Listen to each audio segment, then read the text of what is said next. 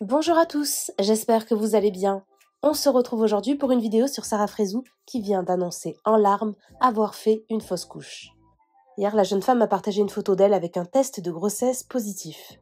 Logiquement, beaucoup ont pensé que Sarah annonçait là sa grossesse, mais la vérité est en fait tout autre. Ce matin, elle s'est littéralement effondrée en larmes sur Snapchat en annonçant une bien triste nouvelle.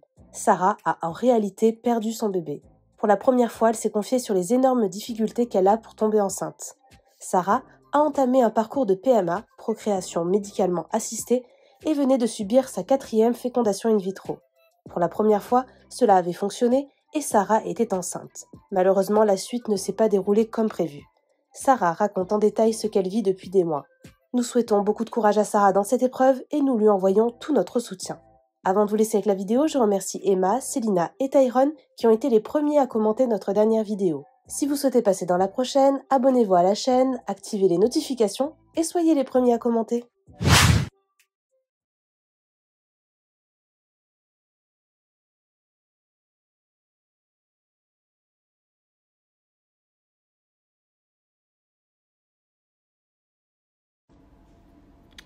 J'ai passé ma nuit à m'endormir comme ça. Laissez-moi juste le temps de... Je sais même pas si j'aurai la force, mais...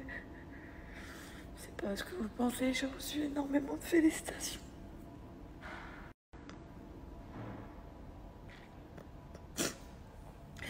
J'ai besoin de vous parler, j'ai besoin de vous expliquer les choses, j'ai besoin de vous...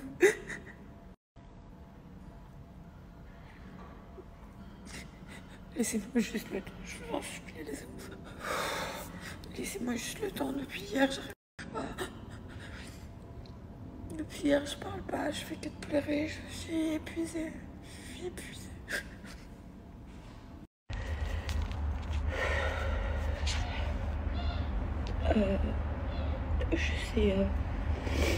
Je sais pas si je vais avoir cette force de parler. Je sais pas. J'ai du mal encore. À chaque fois que je vais venir parler de ce sujet,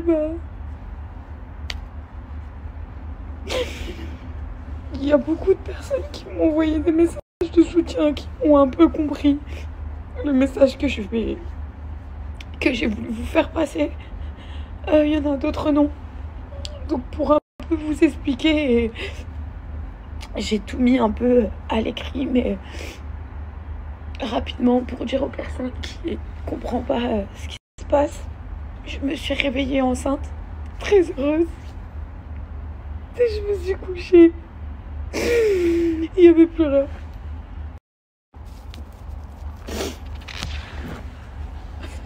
Donc voilà. Pourquoi je vous ai dit que j'allais vous raconter mon histoire, mon ressenti et vraiment j'en ressens le besoin. Je ressens le besoin parce que ça fait un long moment que je tiens tout ça en moi et je dis rien. Et mes quotidiens sont heureux mais difficiles à la fois et j'ai préféré vous mettre tout ça par écrit. De tout ce parcours, de tout ce truc pour à la fin arriver sur un échec, ça fait très très mal.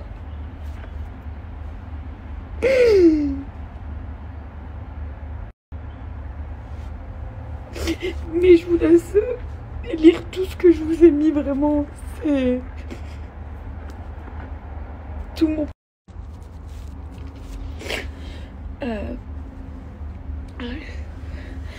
La Sarah que vous connaissez, elle est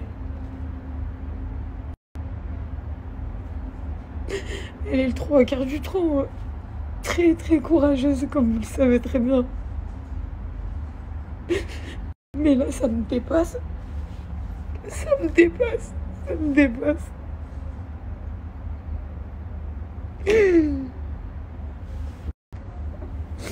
Même dans un millième de ce malheur, je trouve quelque chose de positif. Mais Là, j'arrive pas. Donc, je vous laisse lire tout ce que je vous ai mis.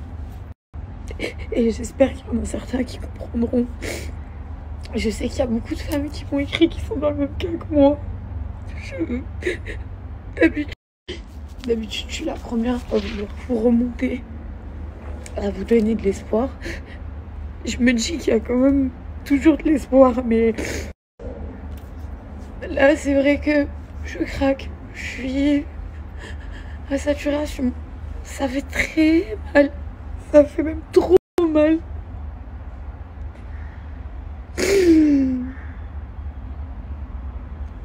En tout cas, voilà. Je lis tous vos messages depuis tout à l'heure et j'ai pas quoi vous dire. Je vous jure, j'ai la tête qui va exploser, j'ai le cœur en miettes. Mais c'est la vie. Bonne lecture. Je ressens le besoin de vous parler de quelque chose qui est important pour moi et de vous partager les moments les plus difficiles de ma vie. J'ai toujours cru qu'être en couple et vivre d'amour et d'eau fraîche était la chose la plus importante à mes yeux, car cela m'apporte une stabilité. Mais mon plus grand souhait aujourd'hui est de porter le fruit de cet amour. À plusieurs reprises, on a volé mon intimité, qu'elle soit vraie ou fausse, à plusieurs reprises, on m'a volé une partie de ma vie en diffusant des informations à mon sujet. Même si je le montre pas souvent, ces good ou bad buzz ont participé à une forme d'harcèlement, d'acharnement qui m'a réellement détruite de l'intérieur. Pouvez-vous vous imaginer un instant de ce que cela peut provoquer lorsque des personnes s'immiscent dans votre vie privée et s'amusent à dévoiler au grand jour votre intimité, sans même penser aux êtres humains que nous sommes, et tout cela pour faire quelques vues. Je ne cherche en aucun cas la pitié des gens. Je veux juste parler d'un sujet qui me tient énormément à cœur aujourd'hui, mais qui reste encore tabou dans notre société. La FIV. Pendant longtemps, j'ai cru que je ne pourrais jamais avoir d'enfant, puisque je ne suis jamais tombée enceinte. J'ai multiplié plusieurs rendez-vous chez différents gynécologues en France lorsque j'étais plus jeune. À l'âge où toutes les jeunes filles découvrent leur corps et leur menstruation, mes rendez-vous chez le gynécologue étaient pour moi un cauchemar, une souffrance. J'ai commencé à me poser quelques questions lorsque toutes mes amies tombaient enceintes sans aucun problème. Je suis retournée voir plusieurs gynécologues pour m'aider à comprendre quel était mon problème, car je pensais réellement être stérile. On a toujours remis ce problème d'infertilité sur le fait que j'étais en surpoids. La seule réponse que j'avais à cela, c'était « Maigris, tu tomberas enceinte ». J'ai subi de la grossophobie dès mon plus jeune âge, que ce soit à l'école, par mes camarades de classe, ou plus tard lorsqu'on me disait « T'es grosse, mais t'as un beau visage ».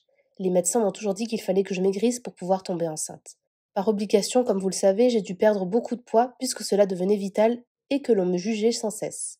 J'avais l'impression de ne pas forcément être à la hauteur des personnes que j'avais en face de moi, et particulièrement lorsqu'au sein de mon couple, la perte de poids m'était imposée, car j'avais cette image à tenir sur les réseaux sociaux. Mais ça ne m'a absolument pas aidée. Effectivement, ma santé s'est améliorée, mon aspect physique également, mais ma confiance en moi, pas forcément, puisqu'après réflexion, je me sentais peut-être mieux lorsque j'étais ronde. La médiatisation crée quelques complexes, le fait d'être sur les réseaux encore plus. N'oubliez jamais que j'ai été prise en télé car j'étais ce personnage hors norme. Vous m'avez aussi aimé pour ça, car je m'assumais pleinement et je ne me souciais en aucun cas de ce que pouvaient penser les gens. Avec le temps, les réseaux sociaux ont évolué, les critiques sont devenues décomplexées. Aujourd'hui, je voulais vous parler de mon parcours qui est pour moi l'épreuve la plus difficile de ma vie. J'ai entamé une FIV, une fécondation in vitro, une procréation médicalement assistée. Appelez-le comme vous le voulez, mais pour moi, c'est devenu mon quotidien. Lorsqu'on m'a parlé de cette pratique, j'en avais vaguement entendu parler, mais je n'y connaissais rien. J'étais perdue par tous ces termes scientifiques et je me suis donc réfugiée sur des forums pour mieux comprendre cette intervention. Je vais essayer de vous en parler avec mes mots, même si je suis sûre que je vais faire des erreurs quand on est très mal informé sur ce sujet. Chaque personne a un parcours différent, des problèmes différents, et la médecine n'est pas une science exacte.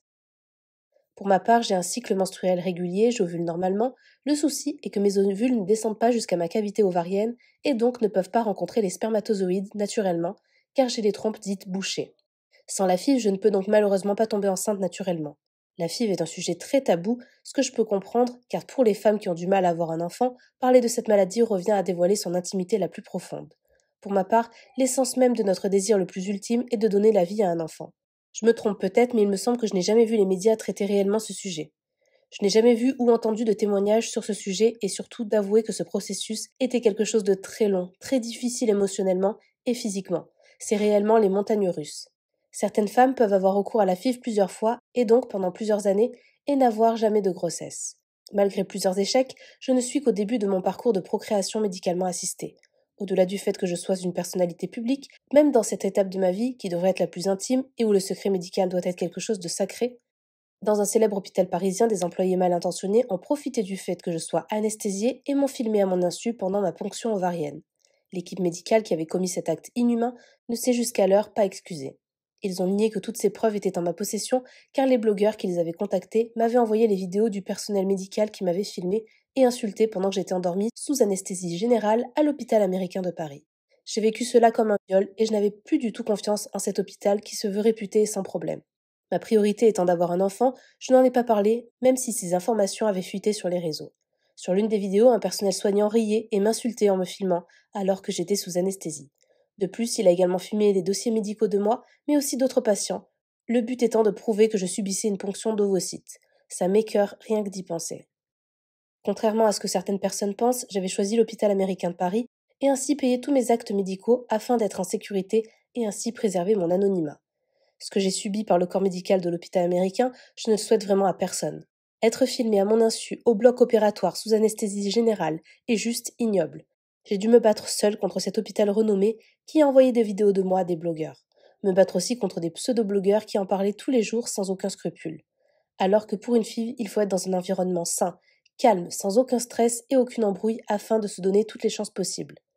Lors de cette première FIV, le sort s'acharne sur moi. J'ai vécu une trahison de la part de personnes que je pensais être des amis dans ce monde de télé et de la part de la production avec laquelle j'avais toujours travaillé. Suite à une réunion avec cette même production, ils ne m'ont pas laissé le choix d'aller porter plainte contre mon ex-mari car à leurs yeux je ne faisais que mentir et on me faisait passer pour une folle. Même si j'espérais le contraire, cette première FIV était vouée à l'échec. J'aurais dû vivre cette belle expérience paisiblement mais avec tout ce stress, cela s'est très mal passé, que ce soit psychologiquement ou physiquement.